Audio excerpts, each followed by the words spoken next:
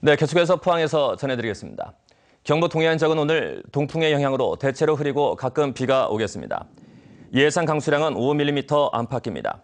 아침 최저기온은 17에서 19도 분포를 보였고 낮 최고 기온은 21에서 24도로 예상됩니다. 바다의 물결은 동해 전 해상에서 0.5에서 2.5m로 일겠습니다. 메르스 확산의 주요 발원지인 삼성서울병원의 의료 폐기물이 경주에 있는 업체에서 처리되고 있습니다.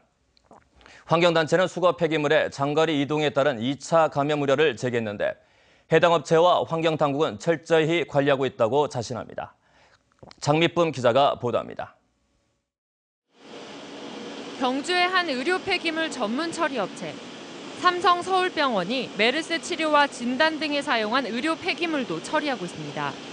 환경부가 메르스 관련 의료 폐기물의 이동거리 최소화와 당일 소각 지침을 내렸지만 병원에서 처리업체까지의 거리는 330여 킬로미터로 이동 시간만 4시간이 넘습니다. 환경단체는 장거리 이동에 따른 추가 감염 등 관리 소홀 문제가 발생할 수 있다며 우려합니다. 이동 과정에도 충분히 사고나 이런 것들로 인해 갖고 2차 감염이 일어날 수 있다라고 생각도 됩니다. 그리고 이제 좀 제도적으로 이러한 것들이 경주까지 오지 않도록 하는 근거리에서 좀 처리할 수 있는. 이에 대해 처리업체는 하루에도 너댓 차례씩 삼성서울병원에서 폐기물을 수거한 뒤 별도의 저장 절차 없이 곧바로 소각하고 있다고 밝혔습니다.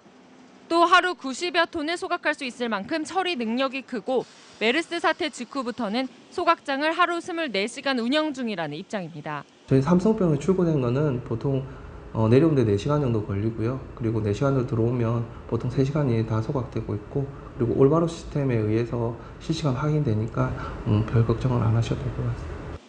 폐기물 처리업체 관리기관인 대구지방환경청도 수거 차량과 소각장에 대해 하루 2차례 소독을 의무화하는 등 관리 감독을 강화했다고 밝혔습니다. 의료 폐기물에 부착된 전자태그에서 실시간으로 배출 운반 소각 과정이 관리되고 있습니다.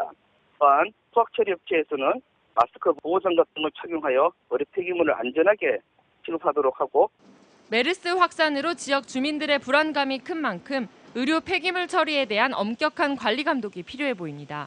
MBC 뉴스 장미쁨입니다.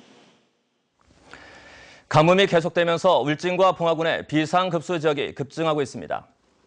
경상북도에 따르면 현재 울진과 봉화군의 18개 지역에서 7,200여 가구 2만 400여 명의 주민을 대상으로 운반 또는 제한 급수가 이뤄지고 있습니다.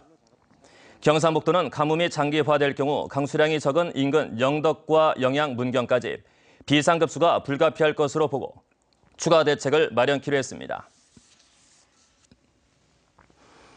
태아에게 중금속과 환경호르몬 등 환경오염물질을 전달하는 주범이 태방과 탯줄 속에 있는 혈액인 제대혈이란 연구 결과가 나왔습니다. 포스텍 환경공학부 장윤석 교수 연구팀은 산모의 태아의 독성 환경오염물질 노출 과정을 연구한 결과 수은을 비롯한 중금속이 산모 혈액보다 오히려 제대혈에서 더 높게 나타나고 치명적 독성을 지닌 브롬화 다이옥신과 다이엄화 나프탈렌도 제대혈에서 검출된다는 사실을 밝혀냈습니다. 하지만 보관한 제대혈을 치료용으로 쓸 때는 제대혈에 함유된 조혈 줄기세포를 추출해 사용하기 때문에 환경오염물질에 영향이 없는 것으로 알려졌습니다. 경주시 서면과 간포 너번마을이 내년도 일반 농산어촌 개발사업 대상에 선정돼 국비 43억 5천만 원을 받게 됐습니다. 정수성 의원에 따르면 서면에는 내년부터 5년간 국비 42억 원 등 60억 원을 투입받습니다. 간포 너번마을에도 국비 1억 5천만 원 등 5억 원으로 특산물인 인진쑥을 이용한 양조 사업을 추진합니다. 한편 농림축산식품부가 주관하는 농산어촌 개발 사업은 주민 삶의 질을 높이고 특색 있는 자원을 활용하게 됩니다. 네, 서울 MBC 뉴스를 마칩니다. 감사합니다.